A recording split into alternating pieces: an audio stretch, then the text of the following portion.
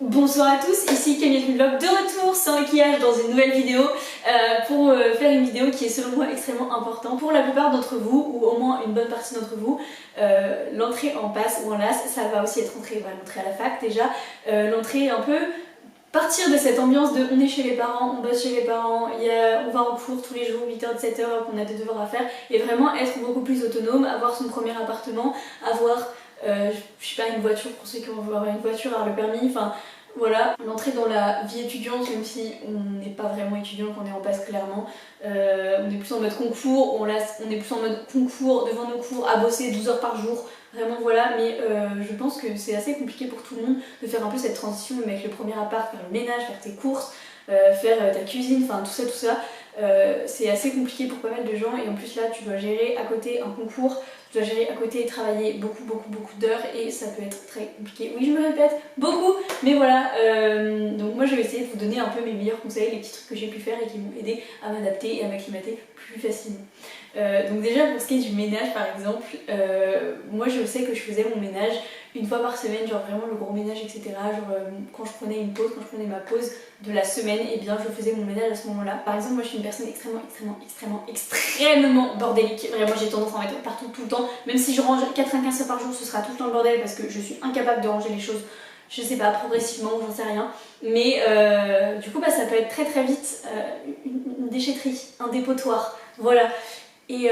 pour éviter ça, et bien surtout que je trouve, enfin moi je sais que pendant les périodes où mon appart j'avais pas forcément le temps de le ranger etc, genre pendant les périodes de révision, juste avant les concours et tout, ça me plombait le moral, mais vraiment, d'avoir un appart qui soit mal rangé et tout. Donc un truc que je vous conseillerais qui est tout con, mais essayez de ranger vite fait au fur et à mesure, ne serait-ce que prendre 3 secondes, mais genre par exemple quand vous faites vos pauses, je sais pas, toutes les 2 heures par exemple vous faites des pauses de 15 minutes, moi pendant cette pause de 15 minutes, pendant juste 5 minutes t'essaies de ranger 2-3 trucs qui traînent, ou alors quand t'as fini de manger, bon bah tu fais ta vaisselle direct au lieu de la laisser s'entasser dans l'évier, c'est de finir de manger 5 minutes plus tôt et voilà tu fais ta vaisselle. C'est chiant à faire, c'est relou, mais je trouve que ça pèse beaucoup moins sur le moral et ça t'évitera d'avoir à la fin de la semaine et bien toute ta semaine vraiment à ranger, tout ton appart, ça va te prendre au final toute ta pause de faire tout ton ménage, tout ton rangement et tout. Ensuite pour ce qui est de la nourriture, tout ce qui est les plats et tout,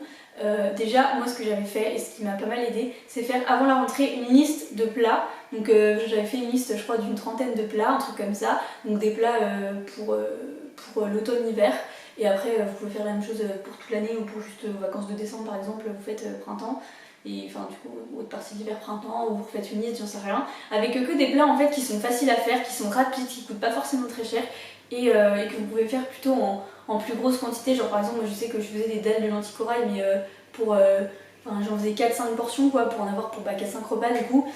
ou des trucs comme ça, et vraiment comme ça vous préparez à l'avance, vous faites ouais, une liste de repas en fait, de repas qui sont complets, histoire de pas vous poser devant vos frigos chaque jour ou chaque semaine en mode bon cette semaine qu'est-ce que je fais, je mange quoi, j'ai ça dans mon frigo, enfin c'est une perte de temps incroyable. Et enfin je sais que c'est tellement plus pratique quand t'as juste à te dire ok aujourd'hui je sais pas, je mange un chili, ok bon bah voilà je vais manger un chili et c'est bon, tu fais ton chili, ou alors bah c'est déjà prêt dans des boîtes dans ton frigo, c'est tellement plus pratique. Et en fait quand tu feras tes pauses, genre tes pauses repas et tout, t'auras juste tellement plus de temps pour te détendre, profiter entre guillemets de cette petite pause que tu t'accordes et tout. Vraiment juste regarder ta série si tu regardes une série, parler à tes potes si tu parles à tes potes, j'en sais rien, enfin vraiment faire ce que tu as envie, et tu vas pas perdre 10 minutes, 15 minutes à chaque pause, juste le temps de réfléchir à ce que tu vas manger, puis après bah, il faut réfléchir mais il faut aussi cuisiner et tout. Donc vraiment ça pour moi c'est hyper important de préparer des listes en fait, des idées juste de repas à l'avance, enfin, ça prend pas tant de temps que ça, et pendant tes vacances t'as le temps, donc vraiment si tu arrives à faire ça avant la rentrée, bah, ça peut être bien, ne serait-ce que même 15 repas, 15 idées, et voilà, tu en fais en soi des trucs, il y a des trucs qui reviennent assez régulièrement, etc. Et ça peut être vraiment cool. Ensuite, moi ce que j'avais tendance à faire aussi, c'est préparer mes repas en fait à l'avance. Donc c'est-à-dire que pendant ma pause du week-end, je faisais des plats en fait pour le début de la semaine, et souvent je cuisais en gros, comme je disais tout à l'heure pour le dalle de lentilles corail. Vraiment genre je préparais pour plusieurs repas. En gros ce que j'essaie de faire, après je sais qu'il y a des gens qui aiment pas faire ça non plus, mais même préparer à l'avance, ne serait-ce que même si vous faites 2 portions à chaque fois ou des choses comme ça, même si vous faites comme moi par exemple des grosses portions, moi ce que j'avais tendance à faire c'est que j'allais manger pendant 3 jours la même chose certes, mais j'allais manger, en gros je faisais un gros plat pour le soir et un gros plat pour le midi, donc en fait comme ça tous les midis et les soirs je mangeais des trucs différents, ou alors même quand je faisais des trucs avec avec je sais pas deux ou quatre portions, dans 2 ou 3 portions, et ben en fait je faisais en sorte de manger ça le soir plutôt que de manger pendant un jour et demi exactement le même plat. Enfin voilà, après c'est des façons de varier, mais voilà, bref, il y a des gens qui aiment pas faire ça, mais en vrai ça gagne vraiment beaucoup de temps. Enfin voilà, même niveau économie aussi de genre de gaz ou d'électricité, bah quand tu cuis ton riz dans une... Ou alors pas forcément les mêmes plats, mais les mêmes bases, on va dire, d'aliments. Donc par exemple tu vas cuire du riz, je sais pas, tu vas cuire 4 portions de riz, et après tu vas cuire des légumes à côté, mais par exemple, ou de la viande, et après des fois un jour tu vas manger, je sais pas, des poivrons avec du poulet, et le lendemain tu vas manger des tomates avec du bœuf, toujours avec ton riz, mais du coup ça te permet de faire des plats différents en quelque sorte, enfin voilà. Et oui, et même comme je le disais, au niveau d'économie, d'énergie, d'électricité, bah, pour la planète et même pour ton portefeuille, parce que bah, bon, t'es étudiant, donc t'es pas non plus milliardaire normalement. Du coup, bah, c'est sûr que ça coûte moins cher en fait si tu cuis 5 portions de riz en même temps dans une plus grosse casserole, plutôt que de le faire 5 fois et du coup de faire chauffer le gaz 5 fois ou de faire chauffer la plaque électrique 5 fois. Voilà. Et ouais, pareil, gros gain de temps, ça t'évite de réfléchir à ce que tu vas manger. Pendant ta pause, t'as juste à faire réchauffer ça au micro-ondes, la poêle est terminée, c'est fini. J'avais tendance aussi à faire ça m'a bien aidé, je trouve. En plus, ça coûtait pareil beaucoup moins cher, puisque je faisais mes grosses courses, donc tous les produits pas périssables en fait, genre les pâtes, le riz, les lentilles. Enfin, tous les trucs comme ça, là, les flocons d'avoine et tout, les bouteilles de lait, machin. Ça, genre, je les faisais en gros. Et en fait, quand je rentrais chez mes parents, j'allais dans des gros supermarchés ou avec la voiture, en fait. Ou mes parents, juste quand ils allaient faire leurs courses, j'allais avec eux. Et j'achetais pour un mois ou pour 2 mois, ça dépend de la place que t'as après, mais de denrées comme ça, non périssables. Et du coup, bah, ça me revenait à moins cher parce que si j'allais les acheter en ville, j'allais dans les petits supermarchés de centre-ville et forcément ça coûte plus cher. En plus de ça, ça t'évite d'aller faire les courses 135 fois. Comme ça, moi j'étais par exemple à côté de la fac, la BU, tout ça, il y avait un petit supermarché. Un petit truc, un petit supermarché quoi, de ville, et du coup j'allais acheter tous les produits frais là, mais vite fait, c'est-à-dire que quand je rentrais de la fac, bah j'allais acheter je sais pas, du fromage, de la viande, des trucs comme ça, vraiment vite fait. Après je rentrais chez moi et ça me prenait genre 10 minutes, alors que bah, si je devais aller chercher des pâtes, en plus des pâtes, en plus du riz, machin, déjà ça allait être beaucoup plus lourd, ça allait me coûter beaucoup plus cher et ça allait me prendre beaucoup plus de temps, puisque bah, il allait falloir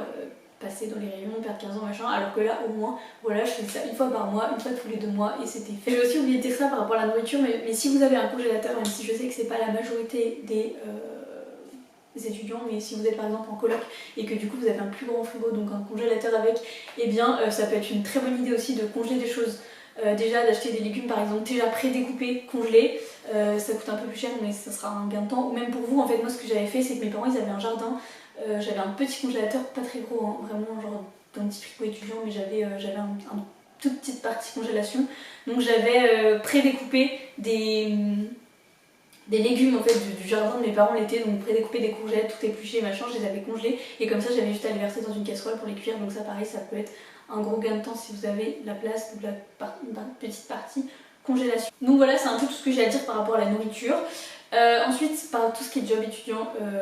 selon moi, en passe, t'as clairement pas le temps d'en avoir un, genre vraiment pas du tout le temps d'en avoir un. Après en LAS ça dépend, si t'es en LAS sans option santé, comme moi j'avais, enfin sans la mineure santé là, moi j'avais pas de mineur santé en L de LAS, donc là t'as le temps, pas beaucoup, enfin selon moi, après ça dépend comment tu travailles, juste il y en a qui l'ont fait, mais selon moi c'est pas hyper conseillé. Tu peux en soi, tu peux plus en LAS, mais c'est pas conseillé selon moi. Après ça reste que mon avis, et si vous êtes passé d'ailleurs, par rapport à ce que je dis là, par rapport aux jobs étudiants que ce soit en passe en LAS, si vous êtes passé, que vous avez eu votre année et que vous passez en filière de santé, en ayant fait un job étudiant, n'hésitez pas à me dire que j'ai tort dans les commentaires, n'hésitez pas à rassurer d'autres personnes, j'en sais rien, mais en tout cas selon moi, selon mon expérience, je connais personne qui est passé en ayant un job étudiant, quelques-uns en L de LAS, mais ceux qui sont passés en L de LAS avec des jobs étudiants, ils n'avaient pas non plus 15 heures par semaine, hein. Ils faisaient, je sais pas, 8 heures par mois à peine, donc c'est pas non plus le bureau, après tu me diras c'est toujours ça, mais voilà, ou des trucs genre des babysitting, des trucs comme ça peut être bien, mais pas tout le temps. Genre faut pas que ça te prenne, ouais c'est pas possible de faire 8 heures par semaine ou 10 heures par semaine de job étudiant, enfin clairement t'as déjà à peine du temps pour genre juste toi, de temps libre et tout, donc après si tu commences avec tes jobs étudiants, tu t'en sors pas, c'est selon moi pas du tout conseillé. Après tout l'été, après ta passe ou ta LAS, tu pourras bosser à fond, vraiment bosser à fond, trouve-toi un job étudiant,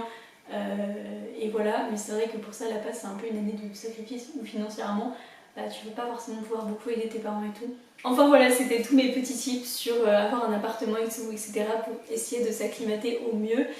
Si vous avez d'autres astuces en commentaire que je n'ai pas dit dans cette vidéo, n'hésitez pas à les partager pour aider d'autres personnes, pas de soucis. Et si vous avez des questions, n'hésitez pas aussi à les poser en commentaire, enfin voilà, ou même à m'envoyer un message sur Insta. Enfin voilà, moi je vous fais des bisous, je vous dis à bientôt dans une prochaine vidéo et j'espère qu'elle vous aura plu.